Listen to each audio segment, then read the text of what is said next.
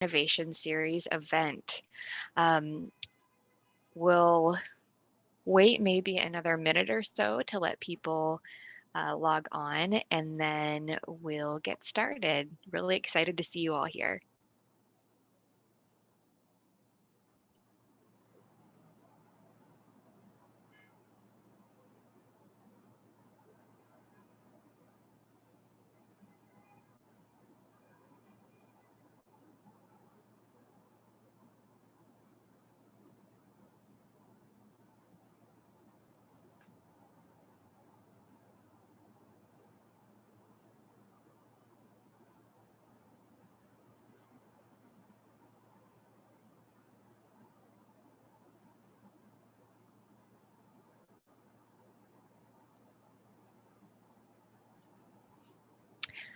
Okay, so again, welcome to the Veteran Innovation Series. This is the very first of a what we hope will be a long-running and regular series of events and lectures.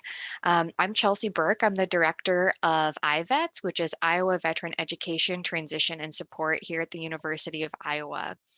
And we're so excited to have you here celebrating and supporting our veteran and military connected community, both here at the university and nationwide.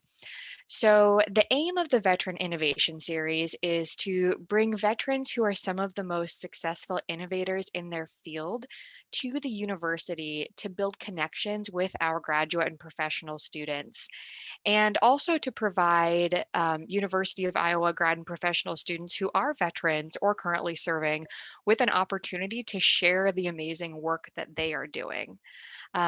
So speakers are asked to share stories about their innovations, their creativity, and problem solving to help us all reimagine what it means to be a veteran in the 21st century. I want to give a big thank you to our supporters for their donations and their help with spreading the word about this event.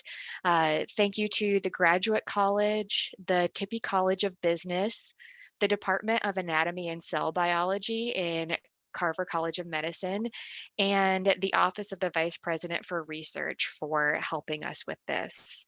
A couple of housekeeping notes before we get started. During this lecture portion of the event, we have this setting on so that everyone is muted, just in case you don't accidentally unmute yourself. And we'll turn your microphones back on for the Q&A portion.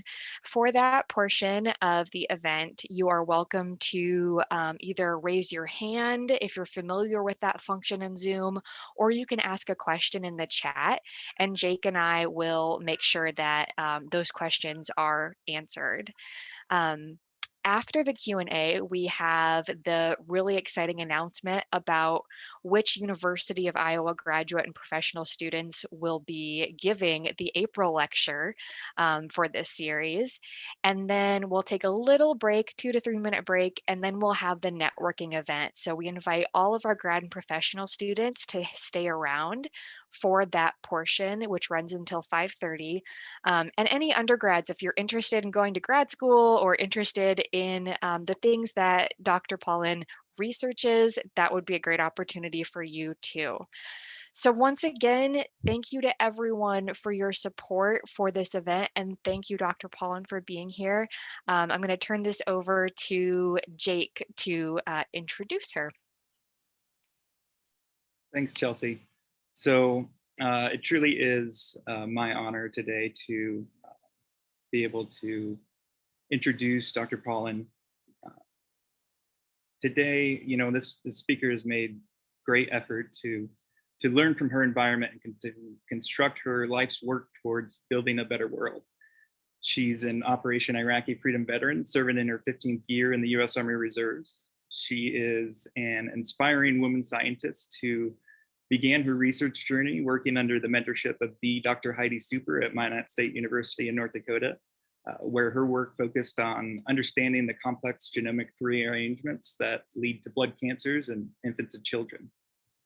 She then took her experiences, her skills, and her passion for helping others to the University of Southern Florida, where she received her PhD in cellular and molecular biology.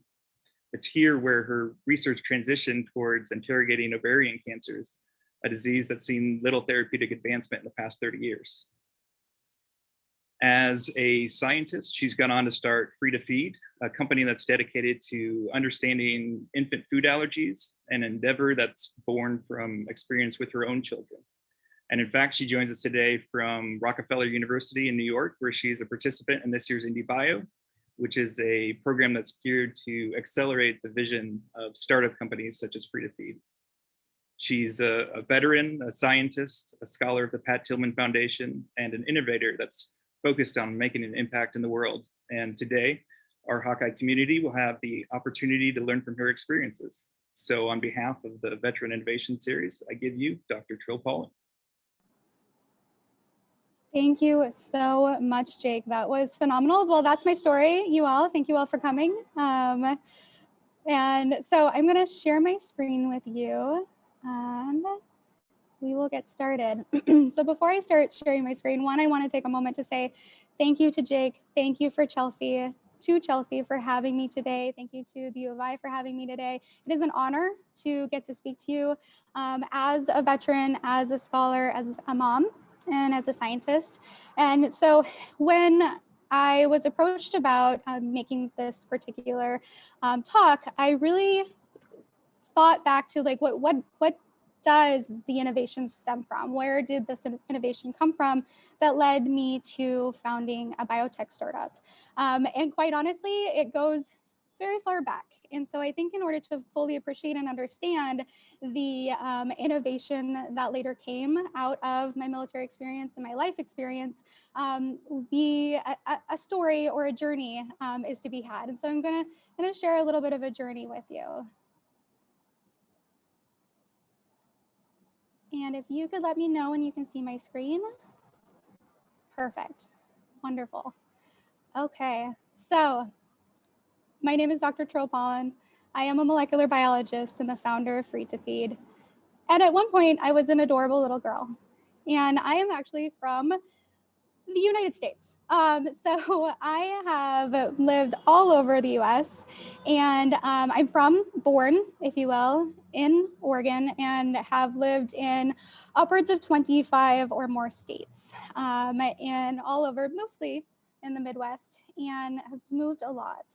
The reason is because I was in foster care for quite some time. And so when I was 4 years old, I was severely abused by my biological father. And that wound me in a few places. One, in the hospital for an extended period of time with a TBI, traumatic brain injury, and two, in foster homes. And so in foster home, I learned how to ride fake and real horses, and also ended up in many different locations.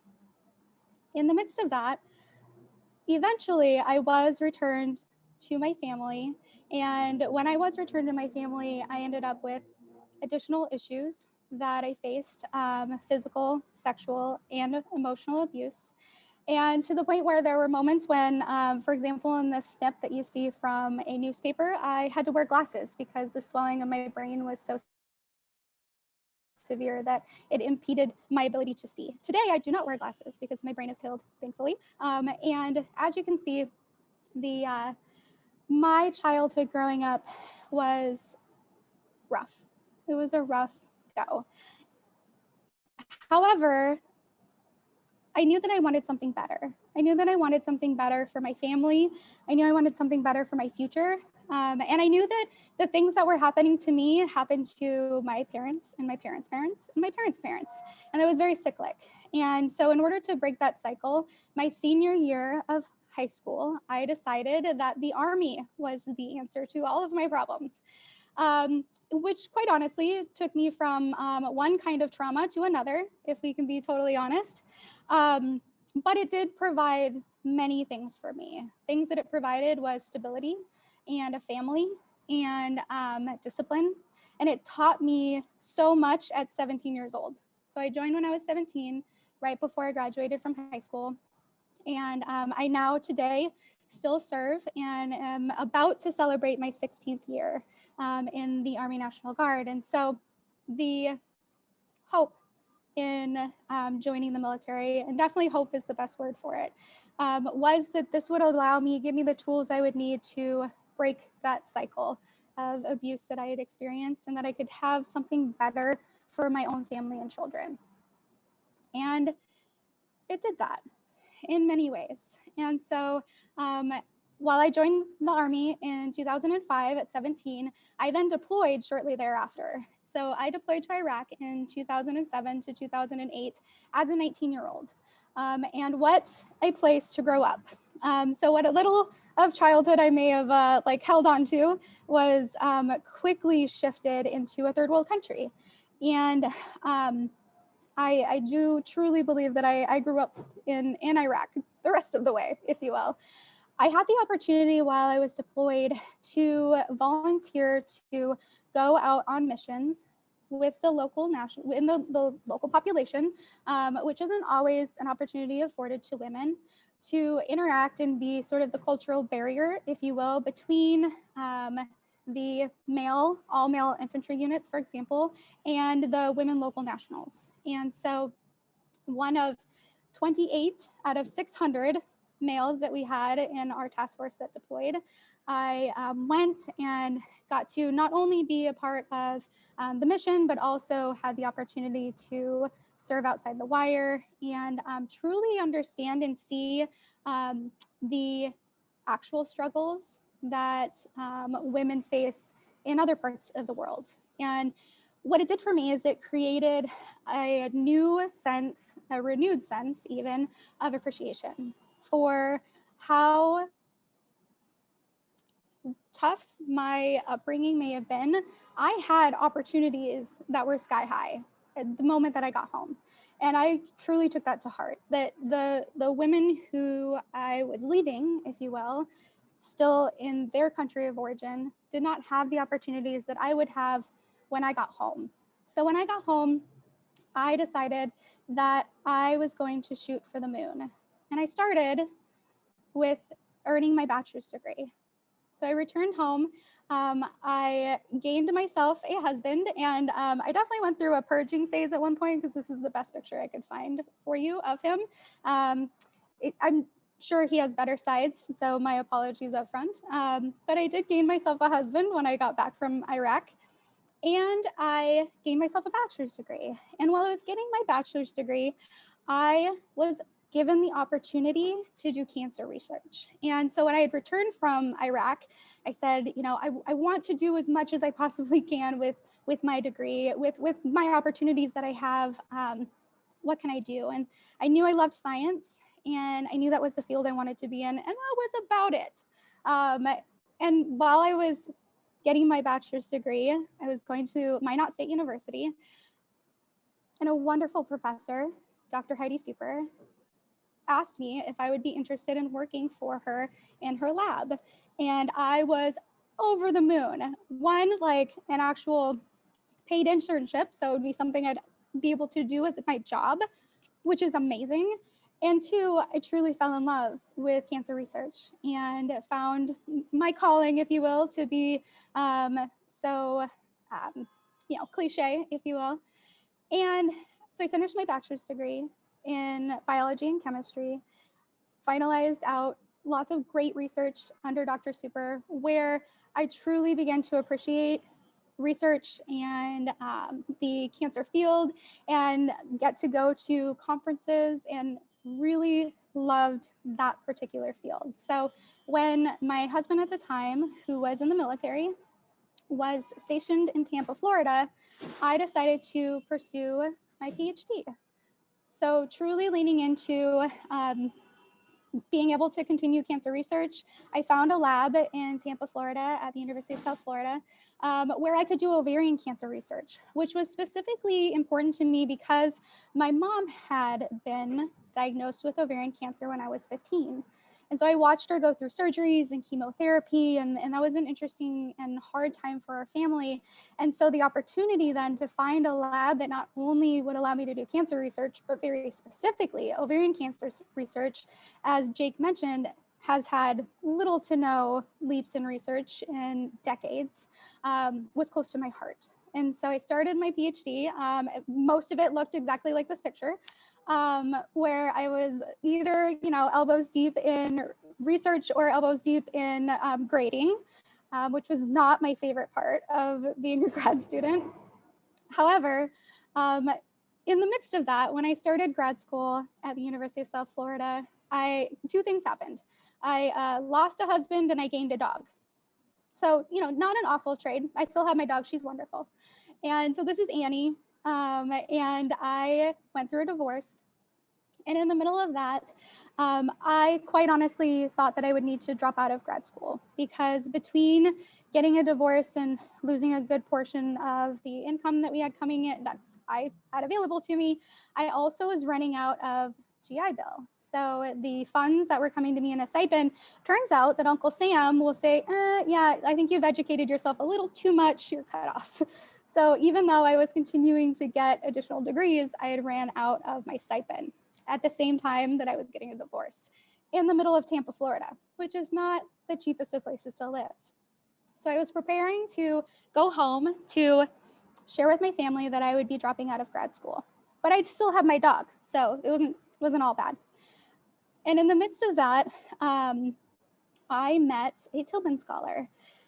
And when I met that Tillman Scholar, he told me about the Pat Tillman Foundation, and I knew who Pat Tillman was, and did not know about the foundation, but learned very quickly that the foundation provided scholarships for veterans who were getting degrees and were hoping to make massive impacts in their fields. So as a moonshot, I had applied with the hopes that I would be able to stay in grad school.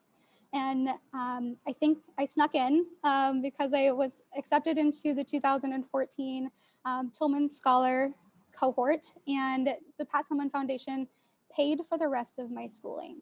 They straight up, for the last 3 years of my PhD, paid for everything, to include a good portion of my living expenses, and is the reason why I was able to finalize my PhD. In the midst of that, I also met the man of my dreams and his owner. So while I was finishing out grad school, I met Mr. Peter Paullin, and seen here with the man of my dreams, our pit bull and my dog. And then in that same time frame, I truly learned what it was like to be a Tillman Scholar. I had the opportunity to go to the Pat Tillman Leadership Summit in Chicago and meet this group of crazy, badass veterans, such as, I don't know if you know of Johnny Kim, but he is a surgeon who is an astronaut, who is a SEAL. He's amazing. He's incredible. I also told them if they could never put me on a stage next to him ever again, that'd be super stupendous. I will hang out in the back and hold his water from here on out. But what was truly amazing about being a part of this community is that it was truly a family, and they still are so incredibly ingrained in everything that I do today, and are so incredibly helpful, and have the most amazing group of veterans and spouses that I have ever met in my entire life. I'm incredibly humbled to be counted amongst them. Shortly thereafter, I married the man of my dreams and his owner, and we decided to start our family, which was a funny decision to make for my last year of grad school of, it'd be fun in the middle of writing a dissertation, a baby. But we made that choice and we started our family. And what was interesting is that that was not an easy time for us. And so I'm going to dig into that in just a little bit to talk about our journey as parents. Before that, a little bit of fun first. This is what my husband does. So my husband's a graphic design artist, which is wonderful. So if you see anything for Free to Feed that's pretty, that was definitely him and not me. And he's an obstacle course racer. So we have been all over the country getting absolutely dirty. And in every single one of these pictures where it looks like I'm regretting my life choices, it is definitely because I'm regretting my life choices. And so that is one of the many things that we do together that we thoroughly enjoy, and thought that these would bring some laughs. So we did decide to start our family. And in the midst of that, I was introduced to the Mission Continues. So I'm involved with a few different veteran organizations. One of them is the Pat Tillman Foundation, and another one is the Mission Continues. The Mission Continues is a nonprofit organization that puts together service projects for veterans to give back to their local community in ways that they can bring their families out to, which was really impactful for me. How wonderful would it be to be around a bunch of other veterans who think like me and talk like me and have similar values to me, who are also like planting some flowers. That sounds great. Let's all do that. So I started my first Mission Continues volunteer event while 735 months pregnant, planting flowers in my very, very swollen feet. And then we had our oldest daughter. This is Miss June. June was born in my last year of grad school, and she had a rough go at it. When she was born, she had awful colic, and she screamed all of the time. And we took her in and said, "Can you please help us? If she's awake, she screams. That's all she does. She's inconsolable. And maybe we can get an exchange or a refund. That'd be great." And we were told, "Sorry, your baby has colic. Good luck," and sent home. And at 3 weeks old, we woke up to find her completely covered in a rash from head to toe with several bloody diapers. That is a diaper in the picture, filled with blood, one after another after another. So I took her back in and said, "Okay, well, now I definitely broke her. So can you please help me now?" And I was told at that point that maybe I should consider removing cow's milk protein from my diet. And I was blown away. I literally study proteins in a lab every day for ovarian cancer. Like, protein analysis is my thing. And I had never heard that I could transfer the proteins from my mouth to my boob and elicit a response in my baby.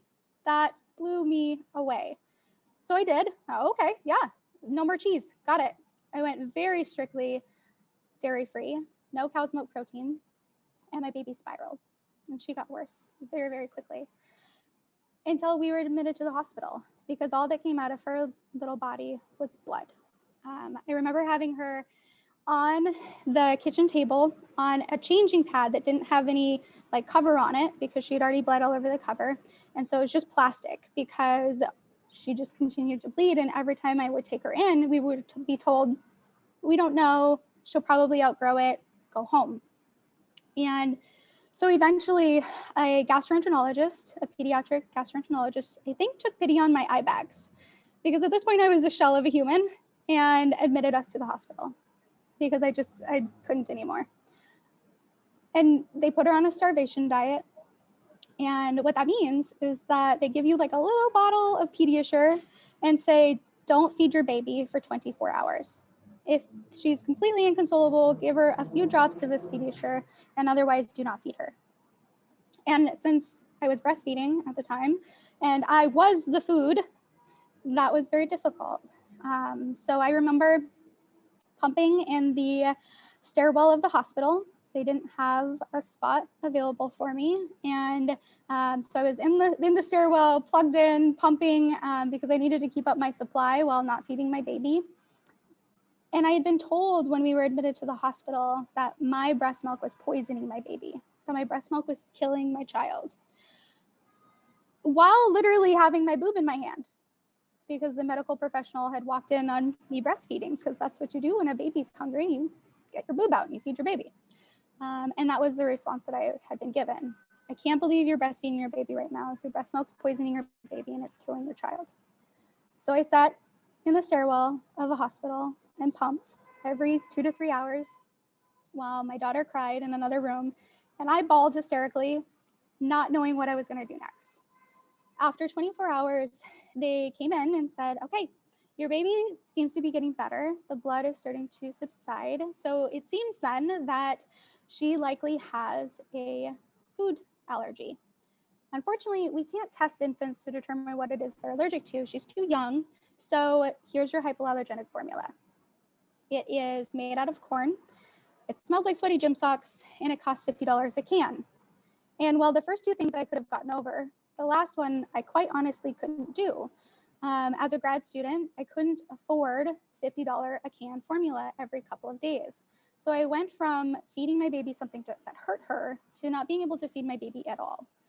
And so I started asking the question of, okay, I'm a protein expert. If you can make hypoallergenic formula, can I make hypoallergenic breast milk, technically? And they said, well, technically, yeah, sure, you can. However, we have no idea what she's responding to, so you'll need to remove all top 8 allergens from your diet, plus oats and corn. Good luck. And that was all the guidance I was given, and shimmied out the door with my can of formula, my sick baby, and my leaky boobs. And we then went on a top 8 plus corn and oats diet for a year. And the impact to me was massive. What I was told in the hospital was that after I consume a protein, it will exist in my breast milk for 2 whole weeks. So I would need to go on an elimination diet and then stay on a very strict elimination diet while giving her formula for 2 weeks so that my breast milk could clear. And then I could start attempting to breastfeed again. And so we did that. I put her on the hypoallergenic formula for 2 weeks, ate what I could, pumped like a mad woman, and eventually did get back to breastfeeding, which we're very lucky that she did breastfeed again. And we successfully breastfed on that diet for an entire year. And the impact of that is my baby got better. And that was really all that mattered to me in the moment. My baby got better.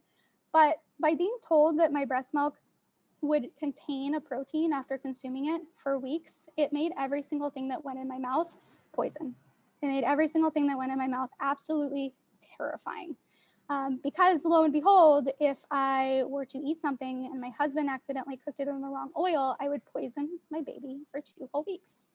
So everything that came anywhere near my lips was scrutinized and often ignored, and I lost a lot of weight very, very quickly and really struggled. I also struggled with the shame and the lack of support and the lack of resources for how do I navigate this? Is this really what I'm supposed to be doing? Should I be not eating all of these foods this entire time? Is this the right answer?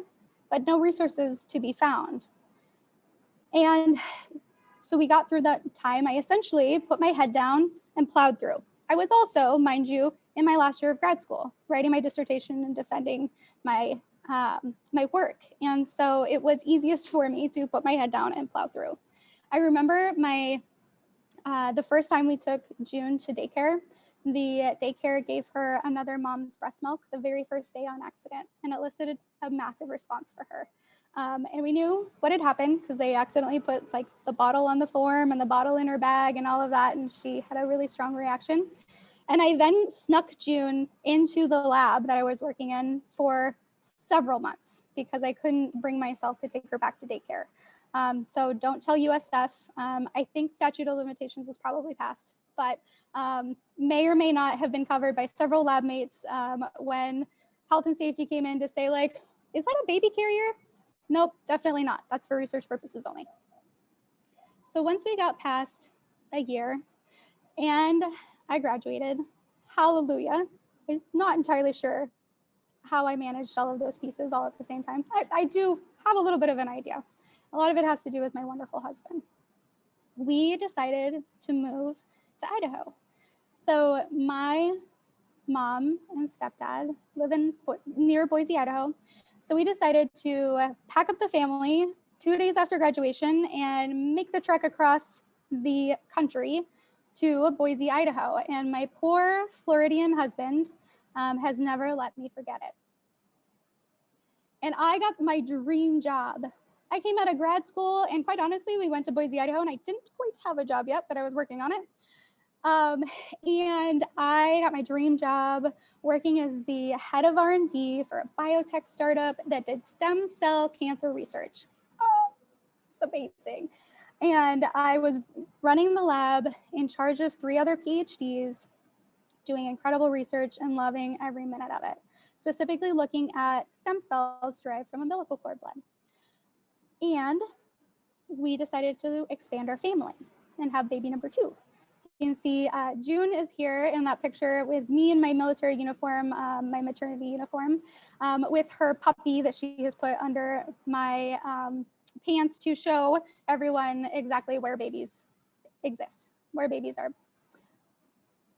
And in the midst of that, while I was doing my work, I had a very specific agreement with the biotech company that we would have specific openness and transparency, because a lot of the tissue that we worked with may contain Zika virus. And this was during the time that Zika virus was a very, very big issue.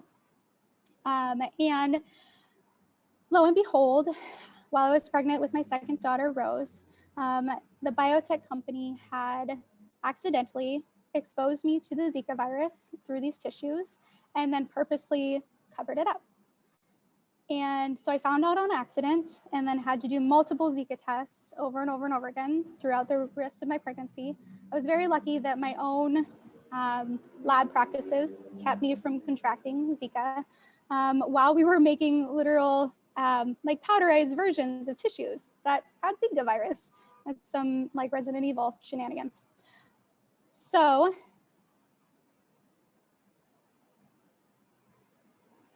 I decided to leave and find myself a different job. Even though that was like my dream job. And at that point I was in Boise, Idaho. And as you can probably imagine, that is not a biotech mecca. They are not scrounging the Boise, Idaho Valley for PhDs in cellular and molecular biology. Certainly ones that are not 742 months pregnant and out to there with a baby. So I applied everywhere that I could. And through all of the irony in the world, and definitely my higher powers smiling down upon my silly, silly situation, I was hired to a dairy processing facility to run their lab.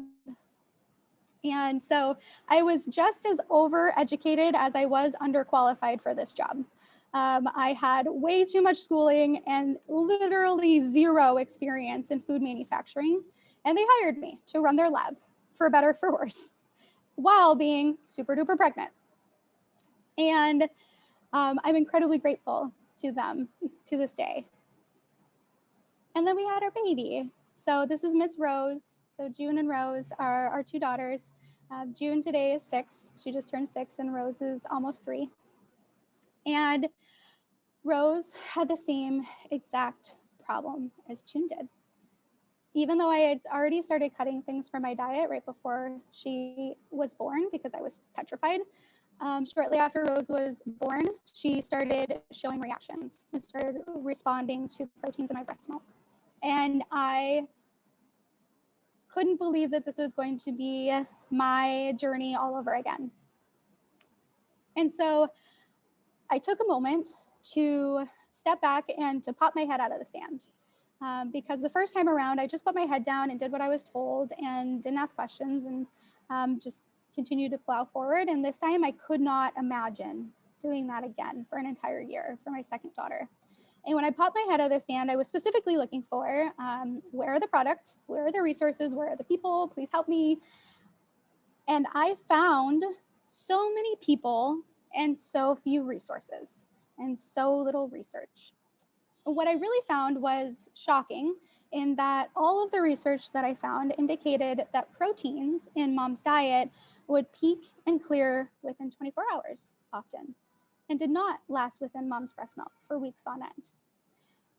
And then I was pissed because I spent like a whole year thinking that like if I put something in my mouth that like all hell would break loose for weeks on end. And then I did something about it. And I created Free to Feed. Because I was talking to my husband and I told him literally, I just want to be free to feed my baby. I just want to be free to breastfeed. And so I created Free to Feed originally with the hope of taking scientific research and translating it into digestible content, pun intended, for everyday parents. And so that's what I started doing. I started taking the research and translating it for parents to say, here's the actual research. Let me show you what's really happening in your body. Let me show you what's happening in baby's body and help understand this process. And the other thing that really shocked me is that I found so many parents who was experiencing exactly what I was. So many, in fact, that the recent research indicates that upwards of 25% of parents in 2020 report infant food sensitivity issues through breast milk. That is compared to 10% in the year 2000. So we've seen a 212% increase over the course of 2 decades. And yet the research was still super lacking, and the information for parents was not there. And in the midst of all of this, I was working for a dairy processing facility, which is irony in all of its forms, because I was literally making millions of pounds of the food that I could not consume while breastfeeding my food allergic daughter. You've never lived life until you've chewed on some cottage cheese and then had to spit it out because you're the quality manager at a dairy processing facility. But what I learned there, I was literally week 5 of my maternity leave. So I had to go back early, didn't have a lot of maternity leave stocked up since I got there while I was pregnant. I was week 5 postpartum and breastfeeding my food allergic daughter. And I was teaching lab techs how to use a very simple test strip that would allow us to test cow's milk for cross-contamination of other allergens. For example, if they were to run soy milk on a piece of equipment and then run cow's milk on that same equipment, they had this simple test that they could do to prove to the FDA that they didn't accidentally cross-contact those things and elicit a response in the general public. So I was literally teaching lab techs how to use this simple test mechanism. And I was like, I want to know if there's soy in my breast milk. If I can test to see if there's soy in cow's milk, certainly I can test to see if there's soy in breast milk. So I ran into a closet and I squirted some breast milk on the damn thing. And it's a little bit more complicated than that. And that's why it's been about 3 years since then. Since then, we have done the research and the work necessary to see exactly what the difference is between that protein that you've put in your mouth to the protein that's in your breast. And we're creating a test strip that will allow moms to test their breast milk for the presence of allergens at home. That is what I'm doing at Rockefeller University. We're making the antibodies necessary and the lateral flow test necessary to, at home, give mom the power to be free to feed, to test her milk at any given moment, to determine what elicits a response for her baby, and then go into a maintenance mode. So she can say, oh, okay, using the Free to Feed app and having this data, I've determined that my baby is actually only allergic to eggs, which means I can finally eat bread. Amen. Give me all the bread. And give her a test strip to then let her go live her life and test her milk when she needs to. So when she's traveling, for example, and she gets back home from her work, she can test her milk and know, did anything that I eat while I was out traveling and had to eat out at restaurants end up with egg in it? Does it happen to be in my breast milk? And if it is, that's okay, because I can test my milk in about 8 hours when it will likely be clear of my breast milk. We're forging the path, empowering women to continue breastfeeding through infant food allergies, to give women the power to be free to feed. And upwards of 1 million babies in the United States alone are impacted by this, which is egregious that we have not done anything about it. We have grant-funded studies now looking at specific cow's milk protein and soy transference, which is super interesting because soy is the second most common food that we tell mommies to cut, yet there's been no studies on it. So we have grant-funded studies to look at exactly that. What does it look like when mom consumes 1 serving versus 2 servings? What does it look like for her microbiome? What is the impact for the infant's microbiome? What exactly is the transfer rate? What exactly is the clearance rate? And the only answer that I can give to you for why all of this information is not fully fleshed and researched is because men don't lactate. While I've been on my free to feed journey, I also had the opportunity to run a platoon for the Mission Continues. So the Mission Continues reached out to me and said, hey, you're in Boise, Idaho. Would you be interested in starting a grassroots platoon where you run everything and you have to get your own funding and you put on service projects in Boise, Idaho? And my crazy self, in the midst of this was right around the time of prior to Free to Feed, said, yeah, I do. I would love to do that. And I was still pregnant with Rose at the time. And I took on this endeavor and I ran the Mission Continues Boise First Platoon for 2 years. I recently passed it on. We raised over $50,000 in funds and had projects up to 150 people, renovating schools and Salvation Army and creating gardens across the Treasure Valley. And the best part about it is that my kids got to be there. So June and Rose have both grown up doing service projects with the Mission Continues, and that is one of my biggest pride and joys. My husband, in the midst of this, started his own company. PMP Graphics is a graphic design company that makes everything pretty for Free to Feed, as I mentioned. And he does vehicle wrapping, and he was a graphic design artist for Anheuser-Busch for 15 years. He's incredibly talented, and I'm incredibly spoiled. In the midst of that, you can imagine how hard having a year of an incredibly stressful elimination diet must have been. During that time, between finishing my dissertation, being on an elimination diet, working through my own lots and lots of trauma, I also gained alcoholism. Turns out that the apple does not fall far from the tree, no matter how far you try to chuck it. And so in the midst of starting Free to Feed, one of the things that truly stood in the way of getting Free to Feed off the ground was the fact that I could not stay sober. I couldn't string together longer than 24 hours of sobriety. And it was starting to impact every single part of my life. And eventually I did find help and I did get sober. And today I am very close to celebrating 2 years of sobriety. I'm very, very proud of that and want to share that with the group, as I know we are a group that has a high propensity for substance abuse. In the middle of finding my sobriety, I also found the strongholds for Free to Feed. This is an image of the mock-up for our test strips that we're creating right now, and below are reviews of women that I've already helped.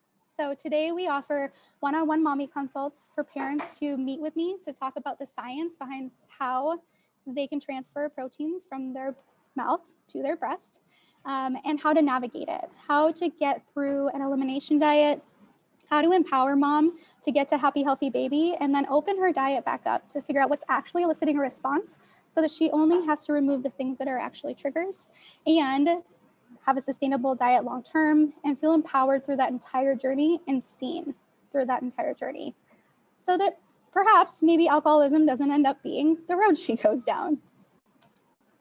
In the middle of that, I also met my co-founder. So in the center picture, you see Heather Messenger and June wearing masks per CDC guidelines. And so Heather is a biotech mecca, if you will. She has 26 years of experience in the biotech space and brings all of the regulatory affairs and is the yin to my yang for every move, shoot, communicate that I am. She is the tiptoe to my stomp. And I appreciate her wholeheartedly. And this is my innovation. My innovation is a complete picture. My innovation is joining the Army at 17. My innovation is asking a organization to help me finish grad school and finding an amazing husband who now has a Spartan of his own, 2 tiny Spartans that he's created. You can see those are two fierce little girls. And he's at home right now while I'm away, not only running his own business as he's continuing to run a successful graphic design business, but also as a stay-at-home daddy because he's immune compromised. And so our children cannot go to daycare or school in the middle of a pandemic because he has ulcerative colitis and takes immune suppressants. So he has He is just as much, if not more of a warrior than I am standing here today, and is certainly the reason why I come to you from New York in IndieBio as I launch these test strips to the world. And it is an honor to talk to you today. Thank you.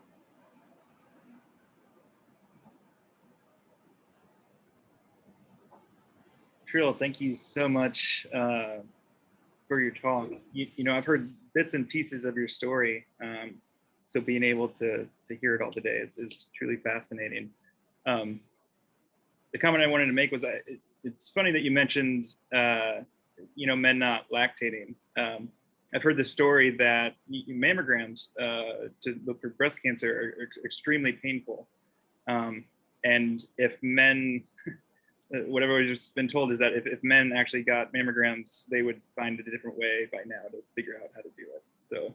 Yep, that's a wonderful example. If we had to do what we do to women's breasts to any man's testicles one time, that entire system would be much better off.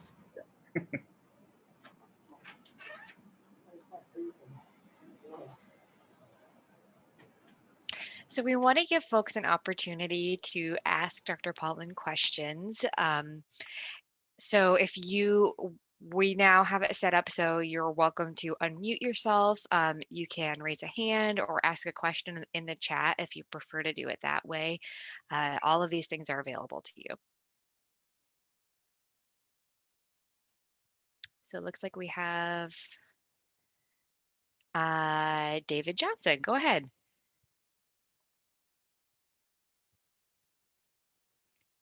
You're muted. Yeah. I think that we've allowed people to unmute. No? Oh, can you hear me now? Yeah. Oh, great. I was curious as to what happened to that company in Idaho that exposed you and then tried to cover it up. Did you file suit with them? Yeah, thank you, David. I sure did. So what's interesting about navigating that space that I did not realize is that while I went to file suit with them, if you voluntarily quit a position, the amount of opportunities afforded to you to file suit dramatically decrease, as far as anything with OSHA, for example, dramatically decreases, if you quit the job by choice and are not forced to quit and or fired. So while I did file with OSHA and made reports to the FDA and looked at legal counsel specifically, nothing truly came of that because I had quit the job on my own test, and my daughter didn't end up getting Zika. So because of that, the only really argument was the kind of impact to my family, which wasn't enough to truly chase after. So they are still running in Boise, Idaho, and I hope that Free to Feed can build a massive building across the street that's absolutely beautiful and can overshadow their really wonderful scene of Boise, Idaho.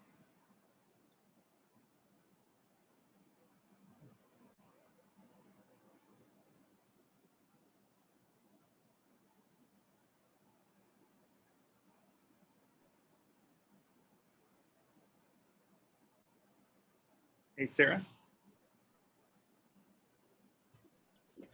Hi, Dr. Paullin. I'm Sarah Sullivan. I work with Chelsea and Jake at the University of Iowa. And thank you for coming and talking to us. Amazing story.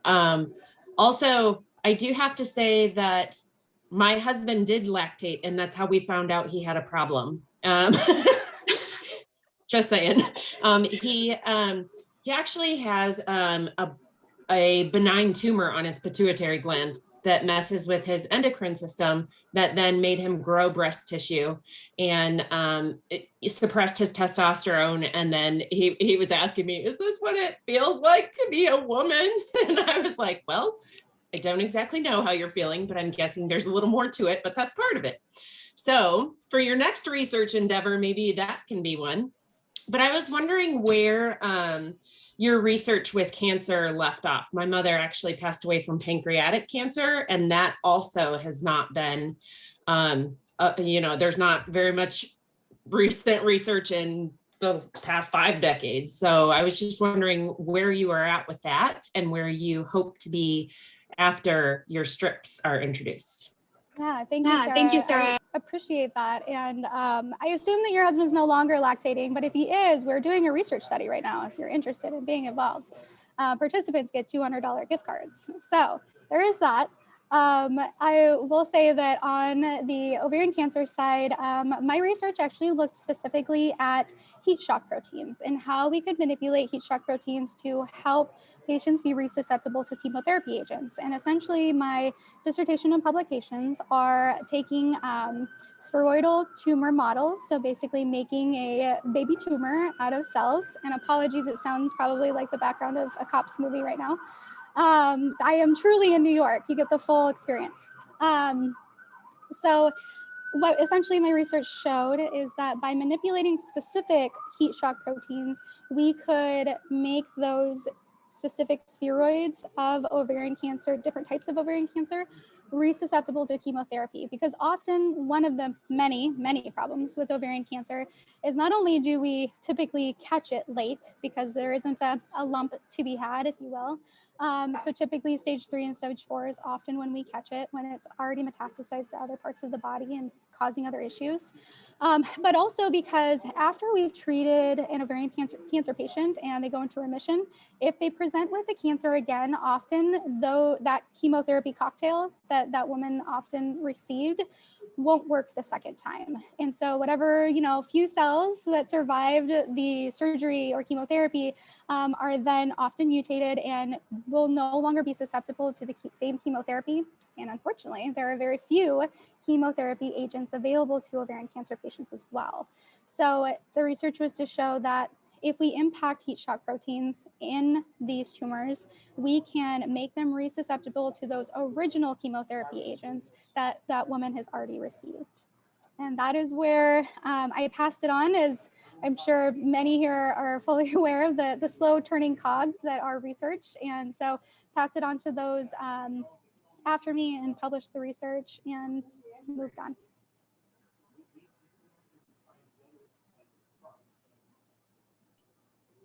So Trill, what is next for Free to Feed?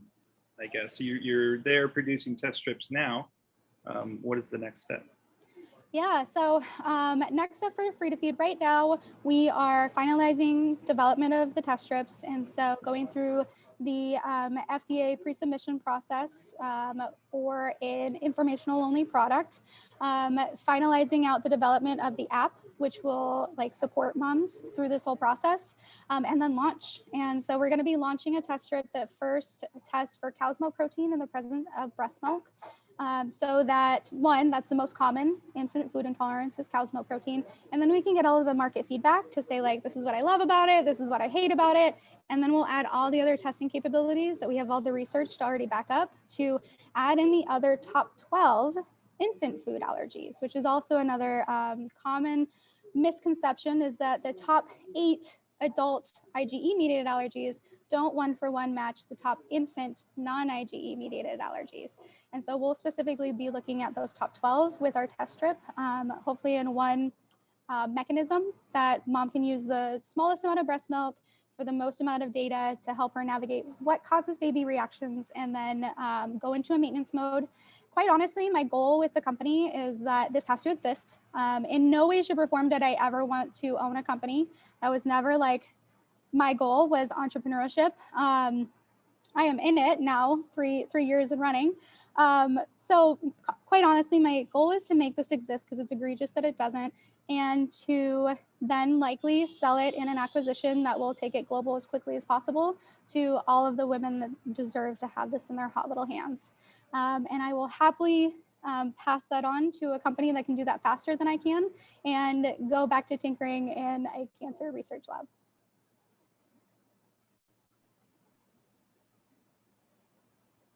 So it looks like Emma has a question. Yes. So hi, Dr. Paullin. Thank you so much for your talk. So I'm a grad student at UI, and I actually study the heat shock effect in cancer. I'm looking at heat shock factor 1 in sarcomas right now.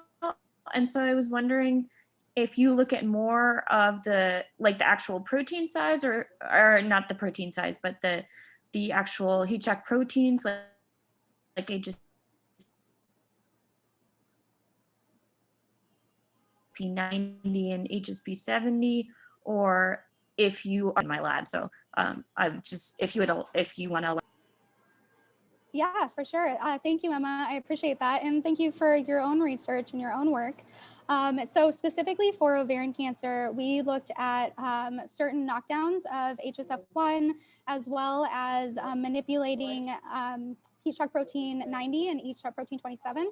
And so if you look up the first author publications that I have and take a look at like the proteomics that we did, we essentially looked at like mass spec and also chemotherapy treatments and heat shock treatments. So we did a number of different things throughout, looking at if we manipulate heat shock protein 1 and then 27 and 90 specifically, what are the impacts for ovarian cancer patients? If we remake them, can we impact resusceptibility to cisplatin and other chemotherapy agents? So definitely take a look at it, and super happy if you want to reach out to me to nerd out all day long about heat shock proteins.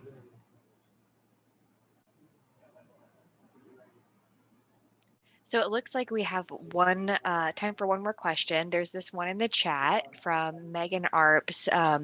Has there been any new research in determining infant allergies at a younger age? Thank you. So really, I'll definitely look your. I think there was some sort of feedback there. To make elimination diets easier on moms. Yeah, so the short answer that I'll say is no. The short answer is no. The new research that we do have is essentially seeing one, what are the mechanisms by which it's getting from mom's mouth to her breast, which is incredibly important. And so we understand better not only what mechanism is it taking and what path is it taking, but also what does it look like when it gets there, which was the big part of the mystery of like, how do we see it? We can't see it unless we know what it looks like when it gets there. And breast milk, unfortunately, is this giant mystery solution that no one has bothered to look at really. So now that we understand better, these are specifically this is what a peanut looks like when it gets to your boob. Now we can actually find it. And unfortunately, on the side of like new research for being able to diagnose at a younger age, there is new research on the front of FPIES specifically. So food protein induced enterocolitis syndrome. And so FPIES is a non-IgE mediated allergic response that happens in children, and typically they outgrow it. So there is more research on that front to look at pathway and potential markers for those children. But what's really hard about FPIES is that it can be any protein. It doesn't necessarily follow a lot of the same trends that we see for other allergies, where we're like, oh yeah, Kelsey milk protein is likely the problem here. That one, they're like, I react to mango and buckwheat and quinoa. And there's no rhyme or reason for their reactivity. And often it's severe vomiting response. So in an infant, it looks like baby has reflux. So we'll give babies some reflux medication and shimmy them out the door. And then they don't find out till they get to solids that, oh, turns out I gave my baby banana and they puked violently for hours and ended up in the ER. That's why my baby's had reflux for the last 6 months. So really long way to say FPIES has a little bit of research and a little bit of progress, and otherwise it's pretty stinking sparse. Thank you so much. I had a second one. It's about the strips. Is it a type of chromatography, or how do they work? Yeah, so it's a lateral flow test strip. So we have created the antibodies to go into a lateral flow device, and similar to like a pregnancy test that a lot of us have seen, where it's colorimetric, and it will show a color if it's positive for that protein and no color if it's not. Then mom will actually be able to just take a picture of the test strip and have the results auto-populate in her phone. That's Very awesome. cool. Thank you. Yeah. So thank you so much. And thank you to everyone who asked questions. I want to do our next portion, which is an announcement of who our next speakers will be. So on April 21st, we have two University of Iowa students. One grad student, Robert Wiederin, who's a PhD candidate in rehabilitation science, who will be speaking with us. And then Carl Rosell, who's a professional student, and he's doing his endodontic specialty residency in the College of Dentistry. So we're really excited about hearing from them about their experiences in the military and their innovative ideas as they move forward. So we're going to take a couple of minutes, like a 2-minute break. So 5:03, 5:04, we'll come back for the networking portion of this. So grad and professional students, please take a quick break and then come back to talk with Dr. Paullin some more. And everyone else, thank you so, so much for attending and for being part of this. And thank you, Dr. Paullin, for your talk. It was fantastic. Thank you so much for having me. I truly, truly appreciate it. Okay, we'll see folks back at 5:04.